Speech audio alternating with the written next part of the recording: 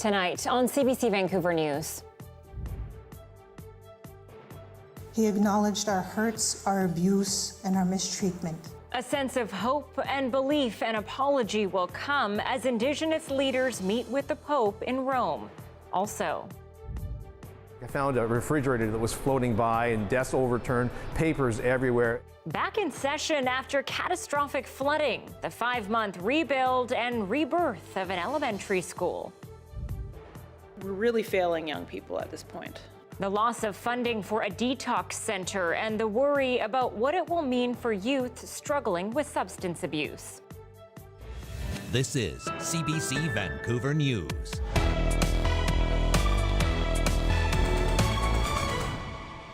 Good evening and thanks for joining us. I'm Anita Bathe. Today, the third and final Indigenous delegation from Canada met privately with Pope Francis at the Vatican. They're hoping to convince him he must apologize on Canadian soil for the harm his church did to their people. And while he isn't committing to the idea, Anita Taylor tells us Indigenous leaders are optimistic. This is the sound of profound moral support, giving strength to the Assembly of First Nations delegates before they speak directly to the Pope about the damage done to so many lives by residential schools. Inside, I'm actually feeling pretty good, like it's, I think I was more nervous leading up to it and stuff, but now that it's time, and it's time to get on and do the job. This is the last and largest of the 3 Indigenous groups to meet with Pope Francis this week.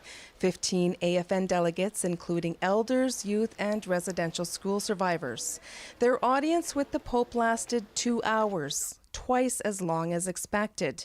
And when it was over, they walked out of the Pope's private library with a sense of accomplishment. It's a very special, divine moment for all of us. What I took away from this meeting is that he heard. He acknowledged the shame with the Catholic regime and the impact that it has had on us as First Nations. They discussed the discovery of what's believed to be thousands of unmarked graves of children at former residential school sites and the need to compensate survivors. They also urged Pope Francis to revoke centuries-old papal decrees used to justify the seizure of Indigenous land in the Americas by colonial powers. He did confirm the church was standing with us.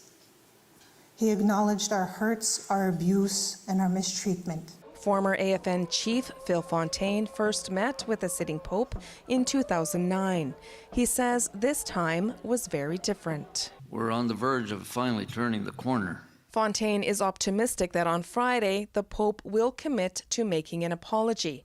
But the question is, when? When Archbishop Gagnon was asked about that, his response was, very soon. That makes me extremely happy. All the private meetings with Pope Francis are now over. Tomorrow, all Métis, Inuit, and First Nations who traveled here will gather for a final encounter with Pope Francis, where he will speak to them publicly for the first time. Many are hopeful he will commit to delivering an official apology in Canada for the Catholic Church's role in the harmful legacy of residential schools. Anita Taylor, CBC News, Rome. And coming up, my interview with the deacon of the St. Paul's Parish. That's a Catholic church on the Squamish Nation, just west of Lonsdale Quay in North Vancouver. He tells us what he's watching and hoping for. Now, stories about the residential schools can be unsettling. If you or anyone you know needs support, you can access emotional and crisis referral services by calling the 24-hour crisis line. The number is there on your screen. It's 1-866-925-4419.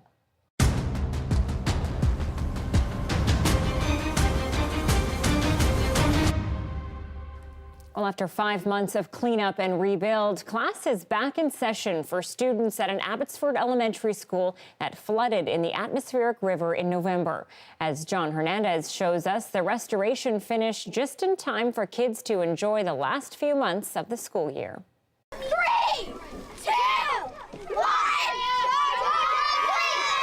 It's safe to say that recess tastes a bit sweeter than usual for the students at Upper Sumas Elementary School. We missed this school! It's hard. This week marks the first time these playgrounds have been packed with kids since last November, when the school was flooded amid an historic rain event that submerged much of the region.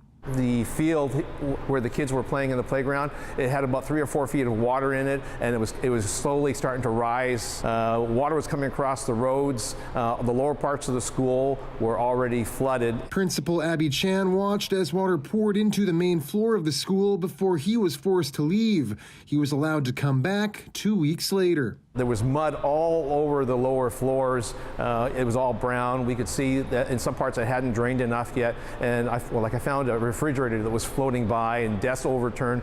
Students spent the next 5 months moving from school to school. We got moved around a lot.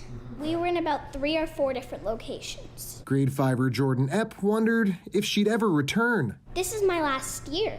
I didn't know then if I was ever going to be back. Staff didn't think this school would reopen until September, but $1.6 million worth of speedy repairs from restoration crews and volunteers meant the work was done by the end of spring break. As it got closer and closer and it stuck that we were opening up after spring break, it was really, really exciting. It's more familiar. Everything is where I remember it. It's like walking away from your house and then coming back 5 years later, and it's the exact same. And while there's still plenty of unpacking to do, staff are taking the time to reimagine how they make use of these spaces, including a new shared room for student services and Indigenous support. We're really trying to build something new out of the old and really create something different to offer to our school community. A new and promising beginning for this school, rebuilding after destruction and months of uncertainty. John Hernandez, CBC News, Abbotsford. BC is reporting 5 more patients being treated for COVID in hospital. That's a total of 281 people across the province, at least 1 fewer person in critical care. 2 more people have died, both from Fraser Health. Now, turning to the other health crisis gripping the province, a Vancouver detox centre for youth is set to be closed after losing its provincial funding. Now, staff warn it could leave those most at risk without any supports. And as Janella Hamilton reports, they're desperately trying to keep the site open amidst a toxic drug crisis. I was absolutely devastated. I feel like our detox is a very unique resource. There's nothing like it within Vancouver. For almost 30 years, Directions Youth Detox has been a place for young people struggling with substance abuse to turn to for help. We offer up to a 7-day stay for mostly homeless youth to get off the streets and to get connected with medical professionals. But soon that service will be taken away. Family Services of Greater Vancouver says on Tuesday, staff received notice from the province that the detox center will no longer be funded and will close by early June. The entire community of folks who serve young people with substance use challenges and folks who have experienced trauma are going to feel the impact of this closure. Vancouver Coastal Health says the social detox model used at Directions no longer fits with the provincial guidelines and that the funding will shift to new resources, including the continued support of the Vancouver Medical Detox Centre. But that doesn't sit well with those who run Directions. We're very low barrier, so youth can get in very quickly. The only other resource available to them is a Vancouver detox, and that's a medical detox, and that's quite usually like a 2-week wait list to get into. Sarah Blythe is a homeless advocate on the downtown east side. She says the number of young people using illicit drugs is on the rise. A terrible amount of young people are dying. The province says the illicit drug supply has become increasingly more toxic due to the COVID-19 pandemic. Last year, the concentration of fentanyl detected in drug deaths was between 4 and 8%. In the last months of 2021, that number increased to 28%. Our social detox was one place where they could come. It was non-judgmental and it was comfortable. Blythe says providing easy and comforting access is key to saving lives. Usually when people get used to having a youth facility like Directions, youth know where it is, they know who's operating it, they build relationships, and relationships save lives. And that leaves staff and those they serve hoping for a reprieve. Janella Hamilton, CBC News, Vancouver. The Transportation Safety Board has released its findings into a 2019 train derailment that killed 3 CP rail workers. The safety watchdog attributes the deadly derailment in southeastern BC in part to brake failure. And while the TSB has made recommendations to avoid a repeat, Aaron Collins shows us there's plenty of skepticism. There'll be enough. Train 301 made its final run on a frigid February night in 2019. After hours parked in the Rockies near the Alberta-BC border, it began moving on its own, eventually derailing and sliding down the mountain, killing 3 CP employees on board. And this is a fingerprint and a little bit of Dylan's ashes. Pam Fraser's son was among the men who died that night. 3 years on, she still has questions about his death. What details led up to this? Because this is something that should not happen. Today, some answers from the Transportation Safety Board. Failed brakes caused the accident, and 3 recommendations for preventing future crashes. Better testing of brakes, installing automatic parking brakes, and a call for CP to better address known safety problems on its trains. It's obvious that more must be done to reduce the risk to railway employees and the Canadian public. But Canadian Pacific says the TSB misunderstood key facts in its report, specifically denying that Train 301 experienced poor braking. Still, some experts say tighter regulations are needed for the country's railways. If we ran our airlines the same way that we ran the railroads, nobody would fly. We'd be crashing planes all the time.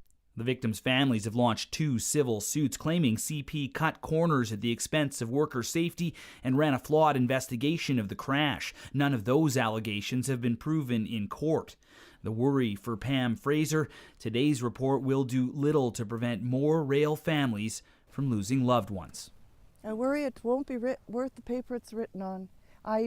It's in a white binder, and whitewash comes to my mind. An RCMP investigation into the fatal crash is ongoing. There's no timeline for when that will be completed. Aaron Collins, CBC News, Calgary. The province has once again turned its sights on the hydrogen energy sector. The Premier says it's a way to secure lucrative investments and cut its own greenhouse gas emissions. Today at the Globe Conference, we announced the creation of the BC Hydrogen Office, which will be a standalone hydrogen group within government to provide one-stop shopping for those who want to invest in British Columbia, to take advantage of our competitive pieces here.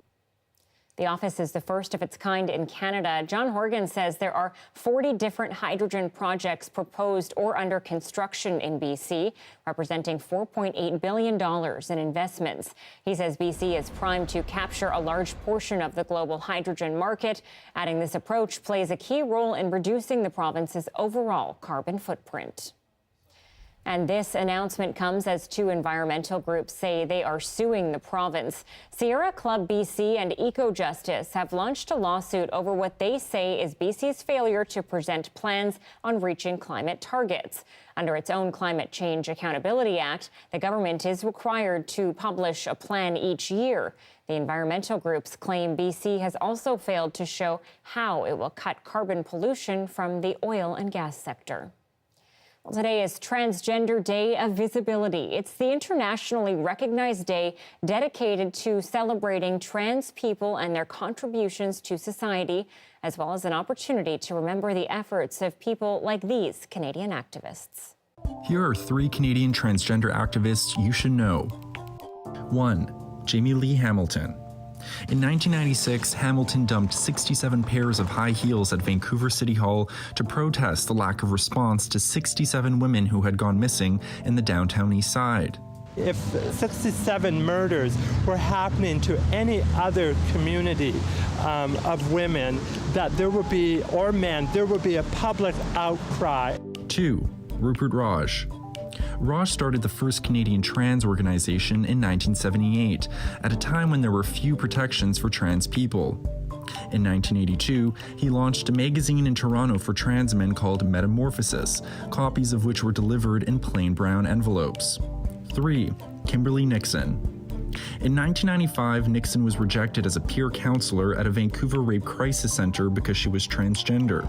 She fought for years in court after her human rights complaint was overturned. If this is allowed to continue, then it can happen in any workplace. In 2017, a federal law passed banning discrimination against gender identity and expression. Switching gears a bit in our friendly competition to declare BC's best small town, let's address a question that's come up. Is it fair to call an island a town? Bowen, Maine, and Denman Islands, are they towns? Well, in this poll, they are, and the debate rages on.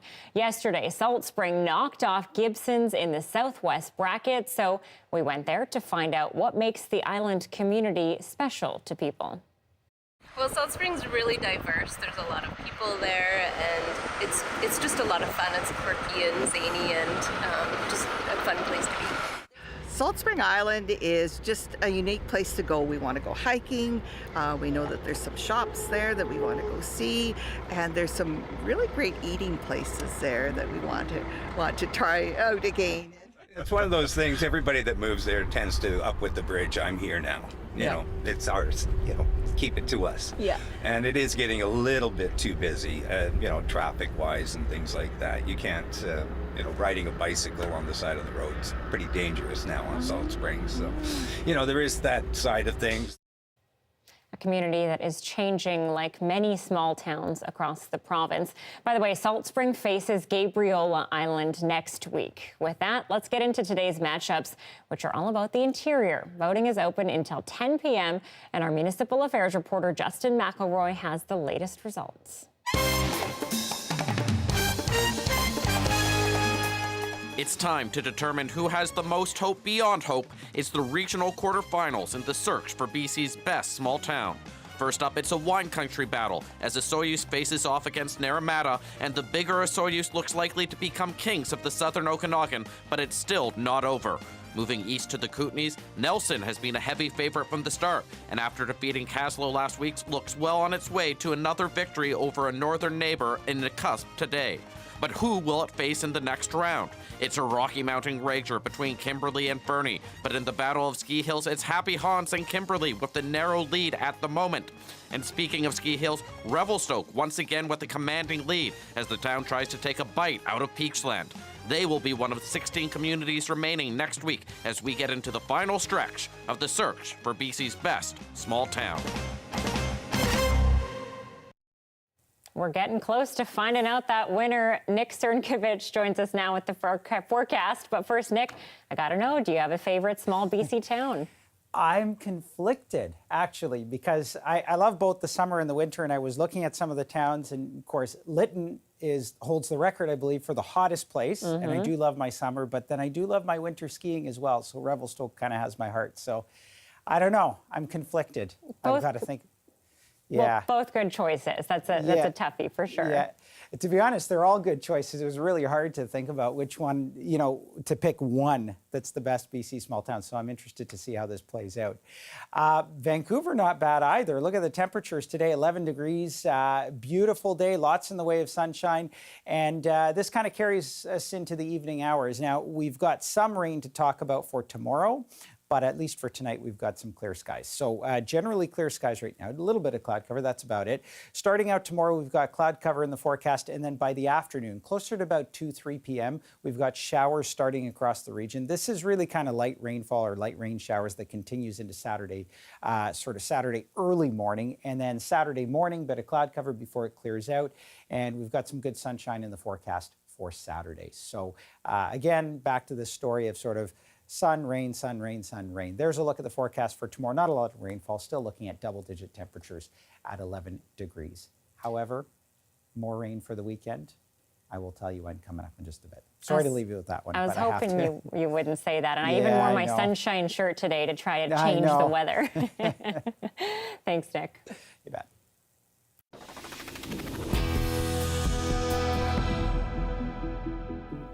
I want to return now to our top story. People in Indigenous communities are watching closely the visit with the Pope in Rome. Among them is Catholic Deacon Rennie Nahaney. I spoke with him earlier today at his parish at St. Paul's in North Vancouver. That's located in the same community where there's an impending investigation into a former residential school. Deacon, you say the apology from the Pope coming here to Canada and apologizing is the first step. What do you mean by that? I think it's going to open doors to people that do not believe that there was a problem with Native children in residential schools. And when you hear these words coming from the Pope, and he's here to apologize for what the Catholic Church did to Indigenous students, then I think that people will realize the Native people were telling the truth after all. Well, and you yourself didn't know about the residential school nearby until much later into your life and into your work here. Yes. How did that affect your job and the way you teach? Yes, I just started work with the First Nations Ministry with the Archdiocese of Vancouver, 2009, and I went to a meeting of residential school survivors, a gathering, and I heard some pretty horrible stories there. So I took my cross and I hid it under my shirt because I didn't really want to argue with anybody or have somebody get mad at me because I'm with the church. I wasn't a deacon at the time, but I was Catholic.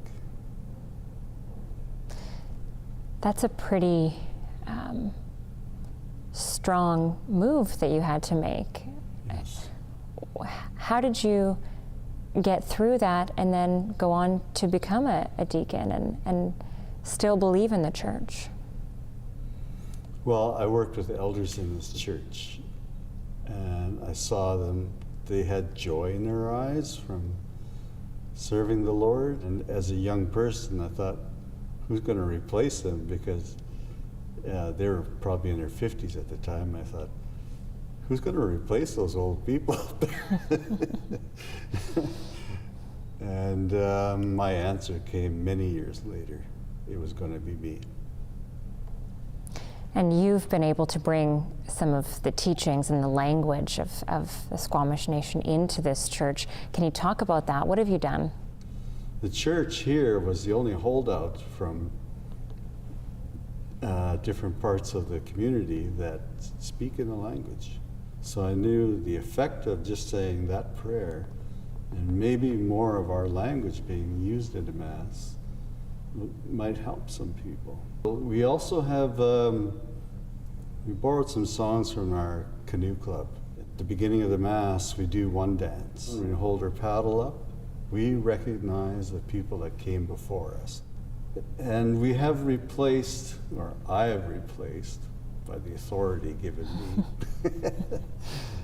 that the Christian songs with our drum songs, which have just as much meaning, in fact, more meaning to us as Indigenous people than the Christian song. And I see this as a place to save our language and our songs, who knows, for maybe the next couple hundred years, and then maybe we will advance and pass this on to other people. As we go into the final days in Rome, yes. Do you have any final thoughts on what you're hoping will come out of this, hoping that will change? I pray that the Holy Father will sway people to do the right thing here in Canada. This was the history of Indigenous people, and we need to make reparations for that and bringing back their language and their culture, saving some of our sacred spaces. You can do a lot of things when it comes here to Canada, and helping not just the Native people, but the non-Native people as well. Thank you for your time, Deacon. Okay. A warning from economists: brace for interest rate hikes. How an increase will impact everyone. Next.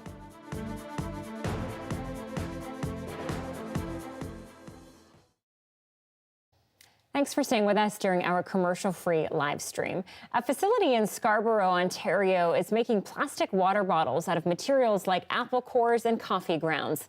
Talia Ricci takes a tour and sees how they're turning organic waste into biodegradable plastic.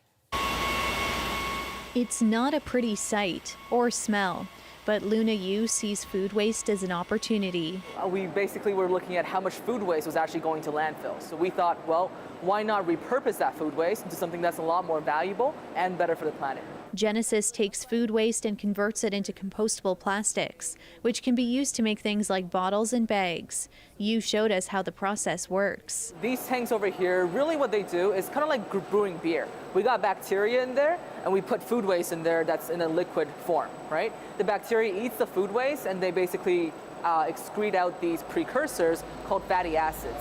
And then what happens here?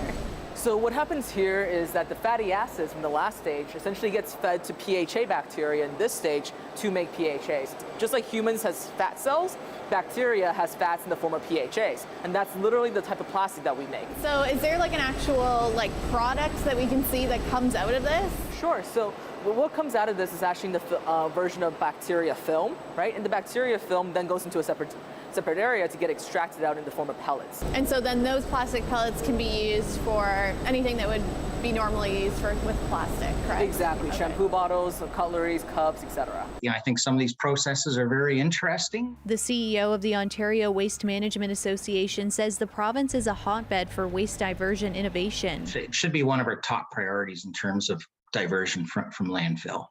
We can do a lot better, and I always note this, that Ontario is running out of landfill space, and that makes things like food and organic waste diversion ever more important. The trick is seeing if they could operate at a large enough scale to make sense. Yu seems up for the challenge. And with our solution, the vision is to literally replace the blue bin with the green bin. So no matter what it is that you use, whether it's a compostable cutlery or a cup or textile fabrics, you can put it all into green bins where then they get recycled back into a new generation of compostable materials. Talia Ricci, CBC News, Toronto.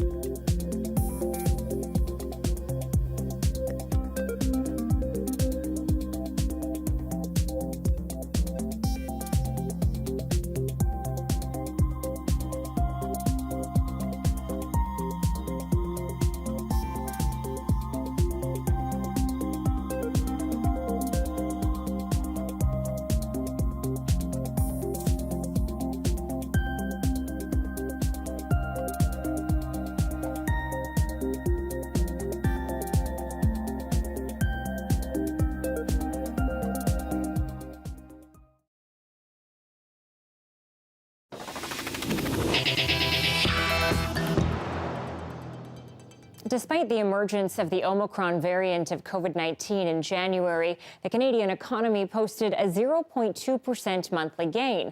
Stats Canada says goods-producing industries drove that increase, and some analysts say the recovery paves the way for the Bank of Canada to raise interest rates. As Jacqueline Hansen tells us, there's a growing chorus of economists who now expect interest rates to jump higher, faster.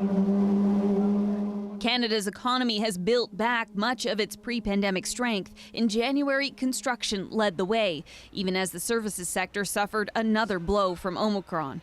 We're back above the level we were in terms of total output prior to the pandemic, but normally over that period, we would have seen the economy expand by 4%. It's just a little over 1%. Still, it's progress fueled by the lifting of restrictions and spending, thanks to cheap credit over the course of the pandemic. But ultra-low interest rates are quickly coming to an end. it looks like we've got strong enough growth to handle higher interest rates. More economists are joining a chorus calling for 50 basis point interest rate hikes, not just once, but as many as 3 times in a row. Inflation in Canada is too high. A speech by the central bank's deputy governor last week convinced many that a half-point hike is likely when she said the pace and size of future interest rate increases are on the table. We have taken action and will continue to do so to return inflation to target, and we're prepared to act forcefully. A force Canadians should brace themselves for. As expectations for higher interest rates in Canada and the U.S. climb, the cost of fixed-rate mortgages have already jumped upwards of 4%. And more bigger hikes by the Bank of Canada would send variable rates higher too. That's not usually what the Bank of Canada does. They usually try to go only on 25 basis point clips, so it's kind of an aggressive type of call. Unusual, aggressive, but potentially also necessary. Analysts say raising the bank's overnight rate to 2% by July should help start to cool inflation. What the central bank is trying to do, and what we are all hoping for, is like what we call a soft landing. So bring inflation down without engineering a recession. That soft landing may be the bank's goal for the economy, but getting there will still be hard on borrowers. Jacqueline Hansen, CBC News, Toronto.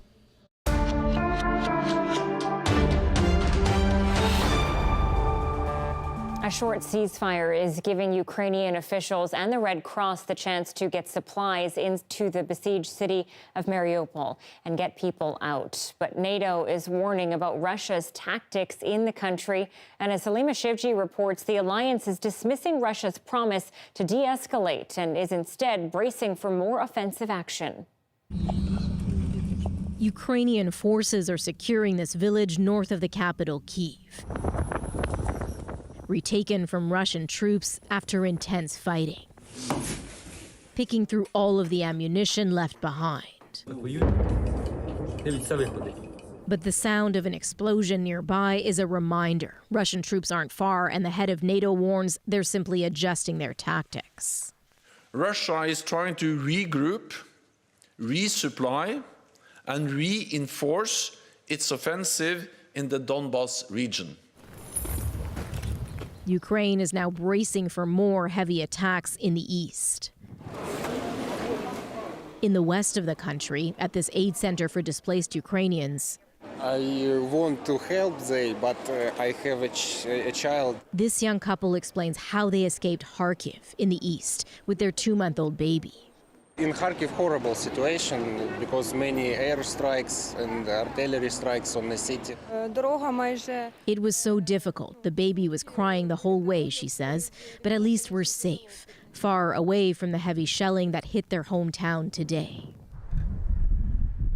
But in battered Mariupol, it's been next to impossible to get people out to safety. There's a convoy of buses heading to the besieged city for mass evacuations, facilitated by the International Red Cross, after Russia agreed to a ceasefire. It is an increasingly dire and desperate situation, and time is frankly running out. To get people like Pavel out. He's trapped in Mariupol and having to bury his friends however he can. I've got no way to get out. I know where I would go, but I probably won't make it there, he says. The hope is the ceasefire and humanitarian corridor out of Mariupol holds through tomorrow. Also tomorrow, there will be further peace talks between Russian and Ukrainian negotiators. But Ukraine's President Volodymyr Zelensky is not optimistic. He says so far he's just hearing words, nothing concrete from the Russian side. Salima Shivji, CBC News, Lviv.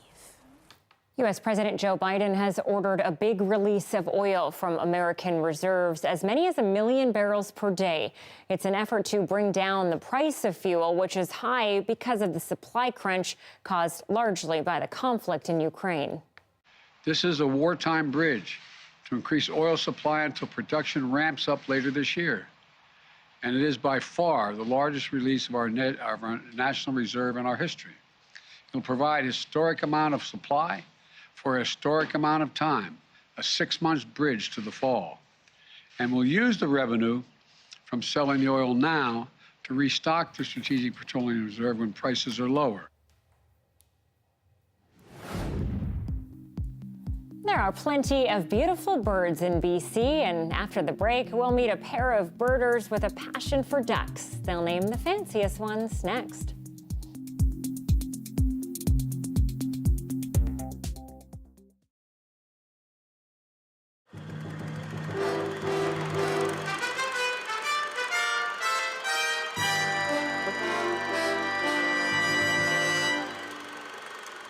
The Bemisters moved into this new 4-bedroom townhouse just a week ago.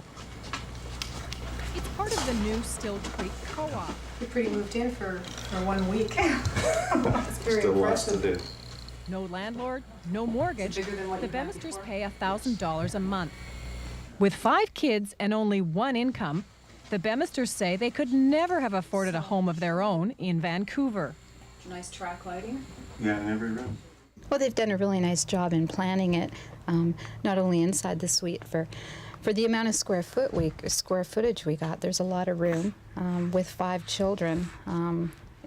It takes a lot of room to make them all comfortable, and I think they all are. The community aspect is really great. The kids can go outside, and they've met lots of new friends, and they can all play together. I think it's really great.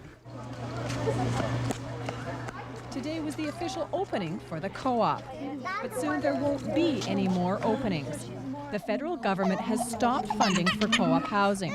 Mayor Gordon Campbell thinks that's a shame.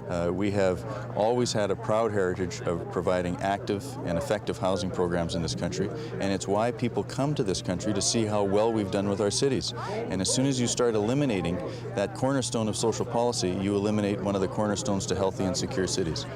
As for the Bemisters, they just feel lucky. Very lucky.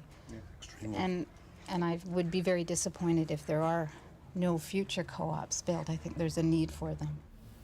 Hi, this is Night Video, and I'm David Suzuki. I've got a new toy here. It's a Mitsubishi video printer that prints out anything on your television set. This one is in black and white, but the color ones are coming. Look at that. If you think about the possibilities of this, they're incredible. Well, tonight, Rich Rosenberg will be here to tell us all about artificial intelligence, although I'd like to know how you recognize genuine intelligence. Let's be more specific. Canada is one of the leaders, really, in the analysis of satellite imaging. Is AI or artificial intelligence used in that area? Sure is, and it's obvious need right there, because given, for example, the fact these satellites are circling endlessly over the Earth, collecting vast amounts of information, more than people could examine in a reasonable period of time, it would be nice to have a program that could look at this imagery, make some sense of it. So, for example, you might have a satellite imagery of the Lower Mainland in Vancouver. What was that picture? If we look at it, we would see all kinds of features: rivers, bridges, roads, the land, the water, the mountains. What does a computer program have to do to look at an image of that sort and make those same kinds of distinctions? It's going to have knowledge about the relationship between water and land and bridges and roads and so on. That kind of knowledge put in, and the ability to make sense of all of that, that's an application of artificial intelligence. Gee, it seems like a straightforward problem. I pull out a map and look at it. Not that easy for a computer.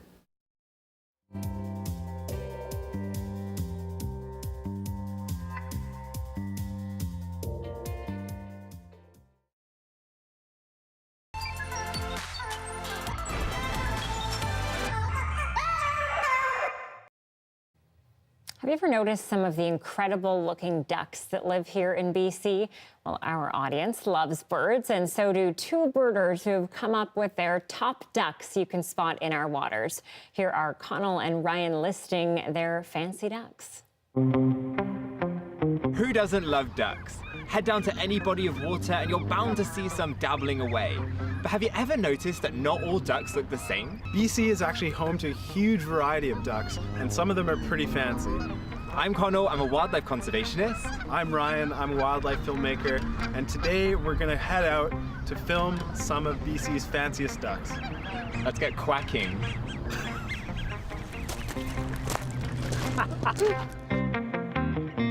Both Ryan and I are big into birds and spend a lot of our time out bird watching. And no matter what, if I get the opportunity to stop and look at ducks, I'll always take it because they're just so beautiful. We've come down to the beach to find our first duck of the day, and I'm so excited about this one. It's the harlequin duck, one of my absolute favorite birds. Not only do they look amazing with that sort of reddish side and blue front, they're also really hardy, which is why we've come down to the rocky shoreline like this to see them.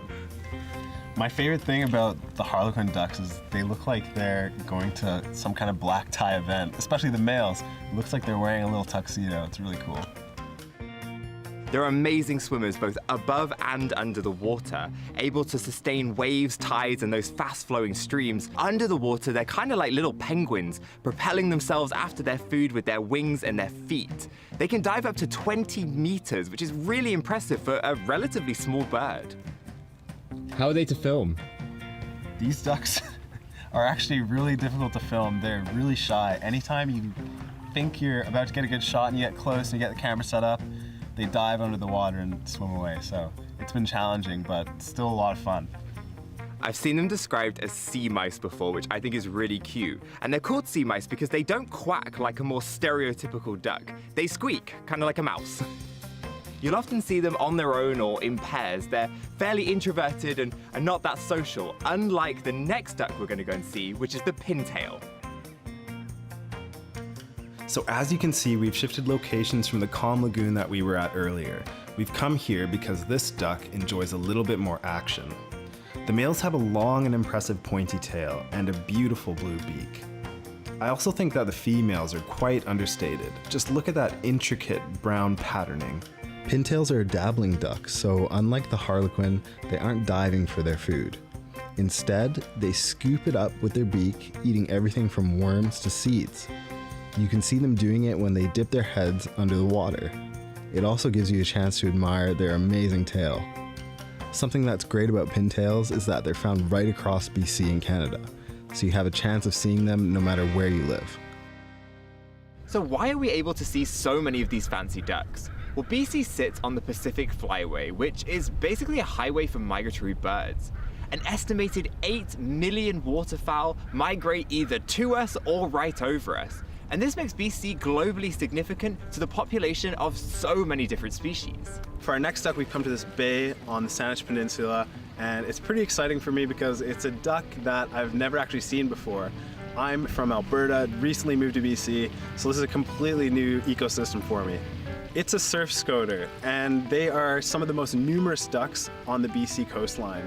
You can find these ducks almost anywhere, from ferry terminals to Stanley Park in Vancouver to the most remote corners of Vancouver Island. What makes a surf scoter fancy?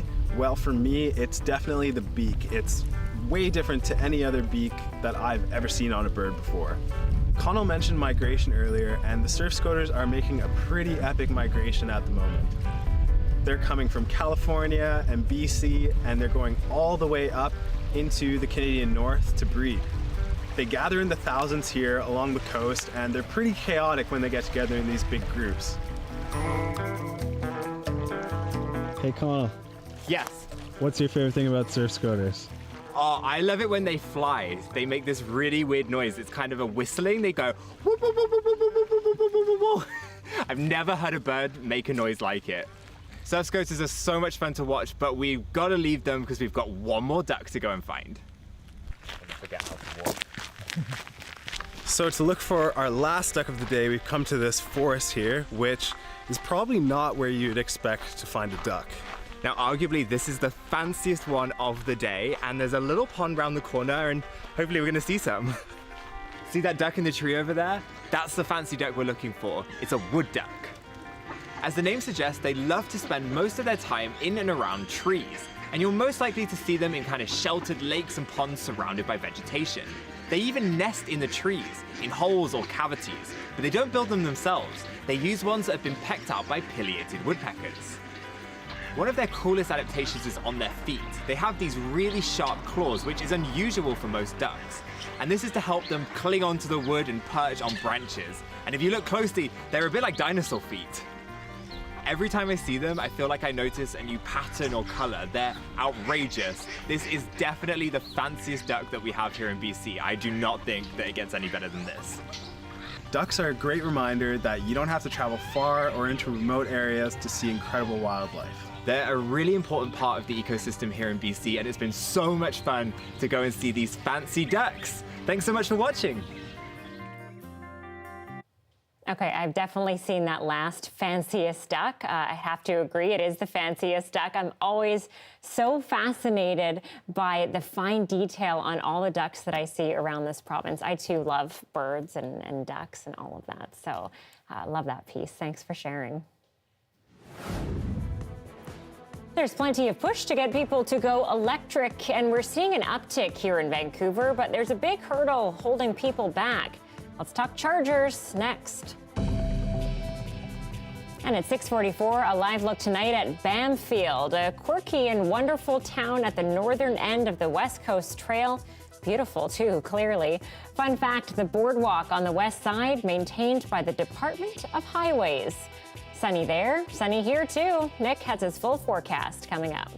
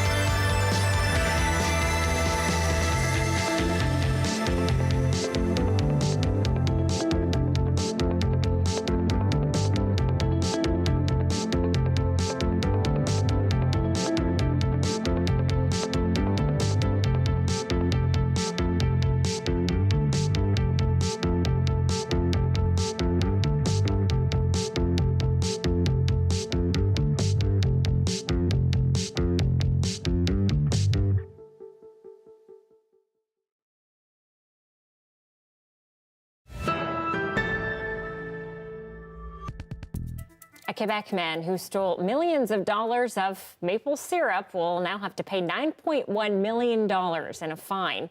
Richard Villieres is found guilty of fraud, trafficking, and theft involving nearly 10,000 barrels of maple syrup back in 2016. The trial judge ruled the fine should be equal to the value of the stolen property. But then the Quebec Court of Appeal reduced it to about $1 million. Today, the Supreme Court of Canada upheld the trial judge's initial ruling, and he asked 10 years to pay the fine. If not, he faces 6 more years in prison. Paying back $9.1 million in 10 years. 10 years, yeah, that's quite a feat. It's a sticky situation, Nick. Yeah, exactly. You know, as you were reading that, I was trying to figure out the math on how much maple syrup you'd have to steal for $10 million. But anyway. A heck of a lot, for sure. yeah, and how you get it all away, I don't know. Yeah. Oh, well. Well, here we are. You know, beautiful day out there today. Cherry blossoms in full bloom and good sunshine as well. We're going to lose some of that sunshine heading into tomorrow, but we get it back for the weekend. So a little bit of a mixed bag heading through the next few. Let's start with what's happening right now. Just a tiny bit of cloud cover out there, but for the most part, we've got lots of good sunshine. There's an approaching system, though, and this one going to bring with it some rainfall for tomorrow. Not a very strong system, at least not for the Metro Vancouver area. If anything, it's just showers, really. Partly cloudy skies tonight, increasing cloud cover by the morning hours. So you're looking at cloud cover for the morning. And then into the afternoon, we've got some showers moving into the Metro Vancouver area and slightly later as you move up toward Abbotsford and Hope. But really, it's sort of an afternoon event. So morning should be dry, and then we've got rainfall moving in through the afternoon. And then it clears out as we move through Saturday morning. Saturday morning, probably see a little bit of cloud cover by the afternoon, though. We get some sunshine before the later afternoon when this next wave moves in, and this likely bringing some evening showers for Saturday, but more so a rainfall event for Sunday and Monday. And this one actually going to be your typical sort of spring storm with more in the way of rainfall accumulations. So the first one, maybe 5 millimeters of rain, not a whole lot here. And then we get a little bit of a break, and then as we move through Sunday and Monday, upwards to about 50 millimeters of rain, and of course much more out toward Tofino there on the coast. So this is more of a steady rainfall event versus the showers that we've seen over the last week. Winds overall fairly calm, up to 20 kilometers per hour, a little bit higher out along the coast there, where they'll gust up to about 50 or 60 kilometers per hour. Otherwise, not much to speak of in terms of the winds, at least in the Metro Vancouver area and the Lower Mainland in general. Forecast-wise across the region, you'll notice the temperatures are coming down a little bit here, still close to or just a bit below seasonal for some places. As we move a little closer, looking at showers for tomorrow, but not a whole lot to speak of in terms of rainfall. It clears out for Saturday, mix of sun and cloud, at least for part of the day there. Then that heavier rainfall for Sunday and Monday, and back to sun on Tuesday. Okay, as long as we've got some light at the end of the tunnel, Nick. You do, and you've got at least one day. Okay, Nice I'll take weather on the that. weekend. And I'm told the maple syrup, 9,500 barrels over 1 year, worth about $18 million. Wow. Oh, Yeah. my goodness. Well, now I'm going to do the math on how you carry that all away. Good luck. We'll check in Yeah. with that tomorrow. Sounds good. Thanks, Nick.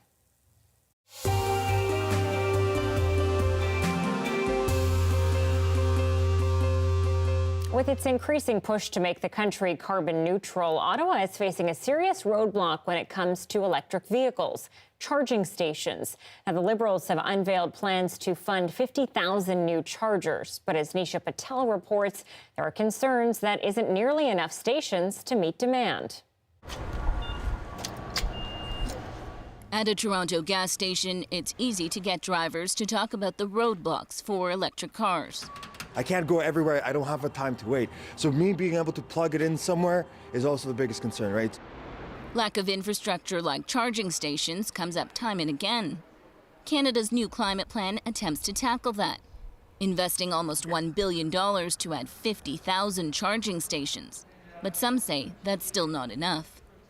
If you're going to convert the whole Canadian vehicle fleet to EVs, we will need millions of charging stations.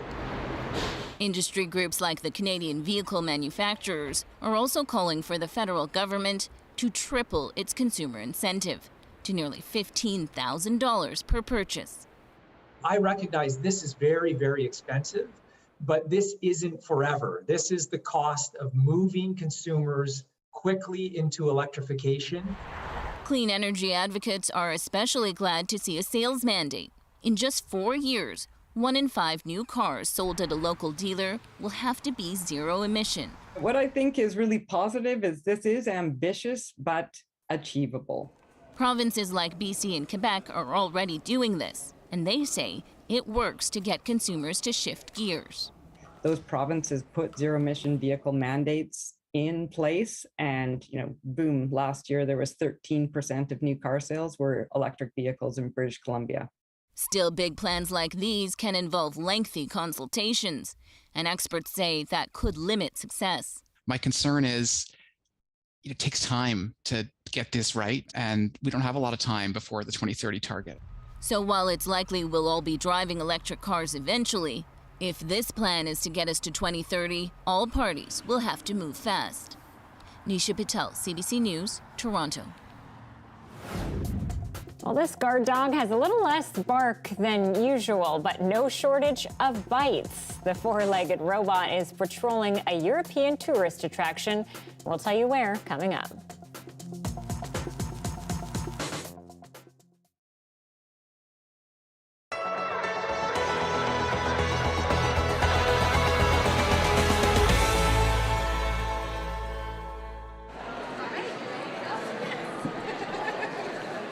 Fest is back, so very much exciting times for us. This is kind of a way to sort of kick off our annual fundraising campaign that we do year after year.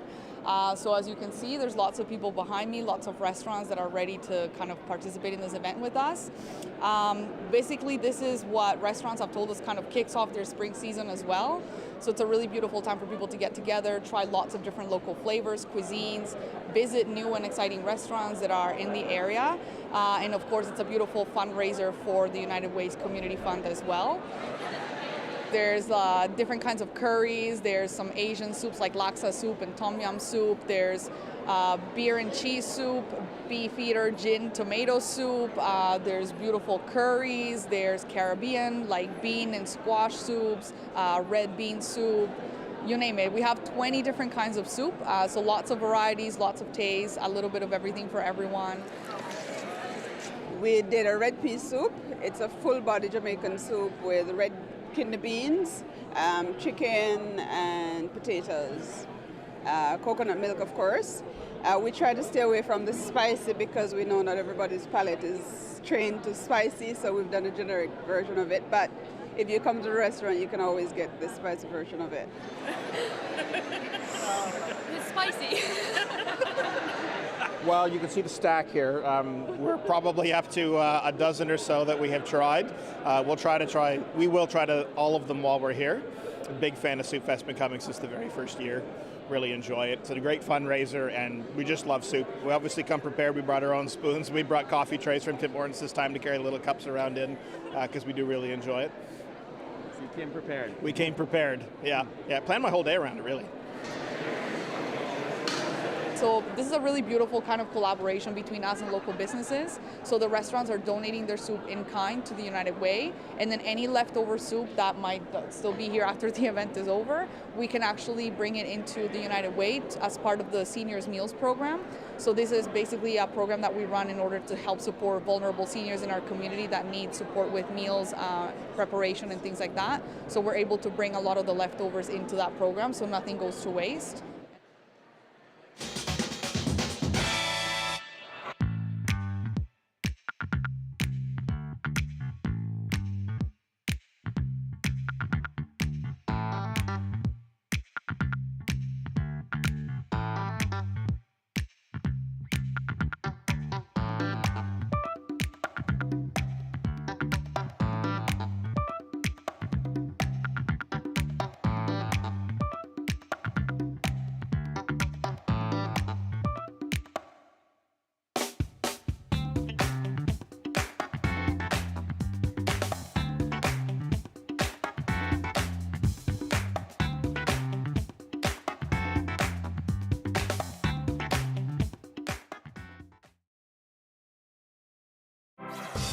Hi, I'm Amy Bell, and here's what's in your CBC Vancouver inbox.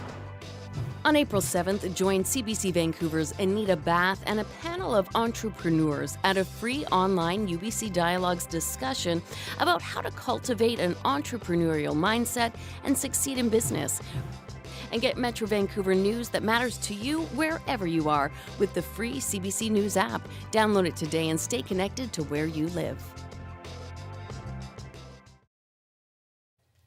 Well, when it comes to guarding property, dogs have been relied on for a very long time. Now, officials in Italy are going with a robotic canine in order to guard the ancient Roman city of Pompeii. This is Spot. Spot will patrol the ruins of Pompeii looking for structural problems, safety concerns, and illegal relic hunters. What makes Spot so valuable is that it can inspect areas that are too small or too dangerous for people, and it is being paired with a drone that's equipped with a laser-based scanner and a color camera with a 360-degree field of vision. Now, Pompeii was buried by a volcanic eruption more than 2,000 years ago. Over the centuries, thieves have dug tunnels under the city in an effort to steal artifacts. Amazing stuff what we're seeing with technology these days, and robots doing everything, hopefully not taking over the world though.